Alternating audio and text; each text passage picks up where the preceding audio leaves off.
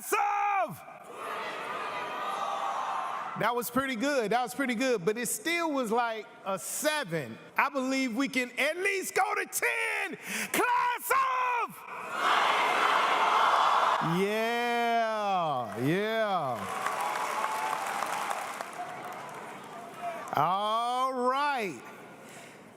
Being in radio for 20 years, I used to open my board shift with something like, it's about to go down in the rock town that's great in the A-state. It's your main man, Mc The HipHoptimist, the main sticker, dollar flipper, underground figure is definitely about to go down.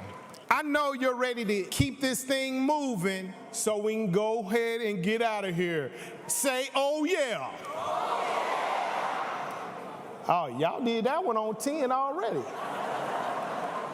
I went outside, and in that parking lot, they have trees, and at the bottom of those trees are the acorns. Man, there's so much you can learn from a tree seed. It's so much you can learn from a tree seed. First of all, there is a forest worth of potential in that little kernel. It's a whole lot in that little kernel. That power inside can't be denied.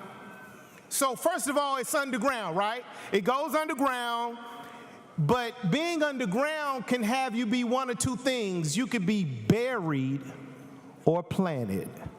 Is your talent, is your skill, is your future buried or is it planted? Are you going to do something with it? Are you going to allow it to grow? Are you going to allow it to move forward? Because it has to go through something. It has to go through fertilizer. It has to go through soil. It has to go through manure. That's right, Angus feces. You're going to have to go through some Angus feces in order to even grow from that kernel, that seed. I don't know, maybe in your classes. Maybe you got here today after going through some Angus feces. Saying, woo, I didn't know. But you know what that fertilizer does to you? It makes you stronger. It actually gives you nourishment. Man, there's so much you can learn from a tree seed. You finally break the surface. And you start to branch out and recognize you can stand on what you believe in, but people might try to chop you down and stomp you, make you a stump. When you break surface, when you are finally seen, intention gets attention. So if you are intentional, somebody will look at you. My father has said it this way before. When you kind of blow up, you become a magnet and a target. So be looking out. Some people want to get close to you for great reasons, and some people will say, I want to get to you for my reasons. You break through the surface, you branch out, you stand up. That thing that you had to break through, that surface that you had to finally get above, you've gone through COVID. For me, it was foreign tongues. I was in this poetry troupe. We had some phenomenal poets in there. There are a lot of phenomenal poets in the city of Little Rock, but this one group of poets looked at our group of poets. We became a target. They didn't want us to grow further. Once we penetrated the surface, they wanted to stop what we were doing. But the next thing, the next step in the tree seed's life is the growth. So we decided, understood, and definitely started to grow. Because the power can't be denied. Your drive has to match your dream. If you want something out there, I love the word driven. I feel like it's a powerful word. I even use it in a podcast. Be driven. I want to see people that want to do something. I'm sure there were some professors out there that if you were working hard, if you were driven, then they would come to you and they would help you. But if you were not, it's like you're not investing in yourself. You have to decide whether you want to grow or not. Meaning, like a tree, you're going to have to go out on a limb. Sometimes you're going to have to learn how to leave. Sometimes you're going to have to turn a new leaf. And when you grow, hopefully you grow above the weeds. The worst thing in the world is a tree that's just laying down. You don't want to be that kind of tree. The next step in this tree seed's life is really honoring the roots. Do you recognize that a tree grows upward and downward at the same time? The roots are as deep as the height. It doesn't just grow in one direction. We're only seeing half of the tree. The roots are down there. My grandmother is one of my roots. One of her sayings is, you're living off the prayers of others. You're living off the prayers of others. There have been things set in our path so that by the time we get there, we catch up with that prayer.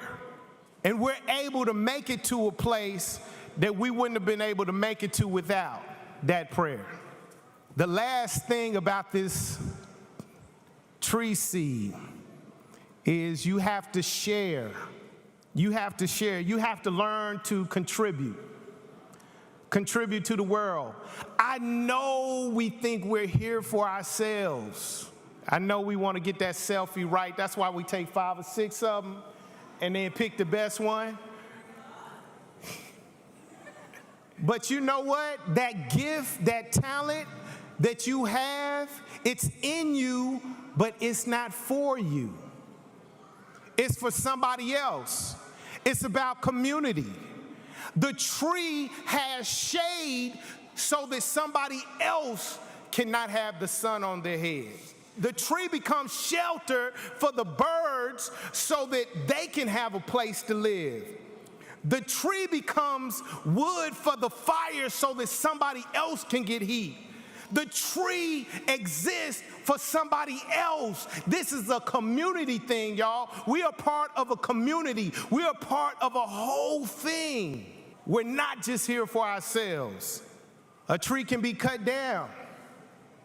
It become a crib for a newborn or a casket to memorialize a loved one.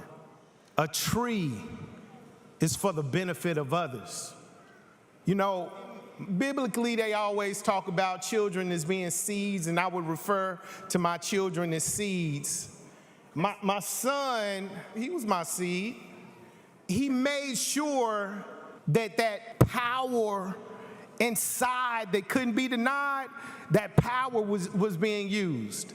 He went to high school, and I said, man, your interim is looking kind of funny.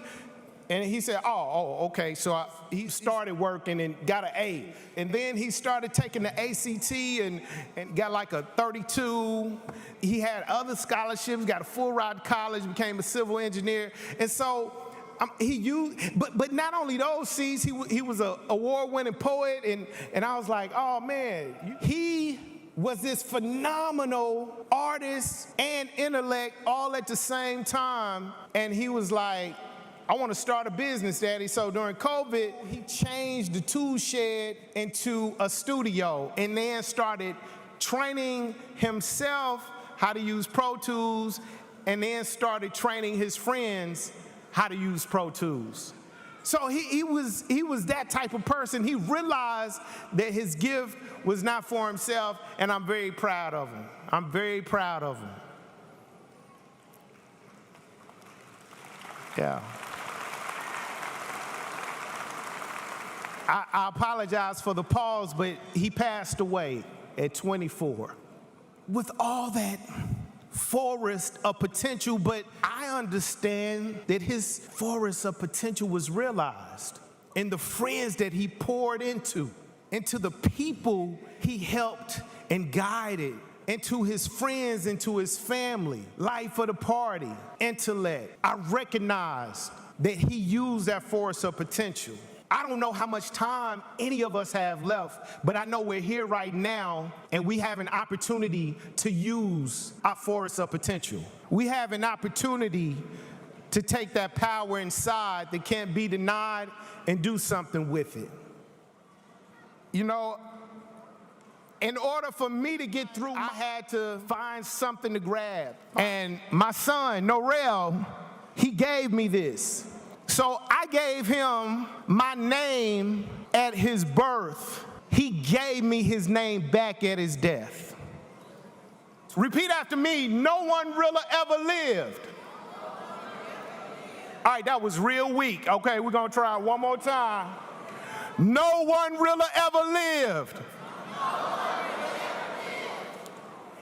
No one really ever lived is N-O-R-E-L. It's something that you can say to yourself when you're ready to be your authentic self. When you're ready to be your best self, you can say to yourself and for yourself that no one really ever lived. Thank you.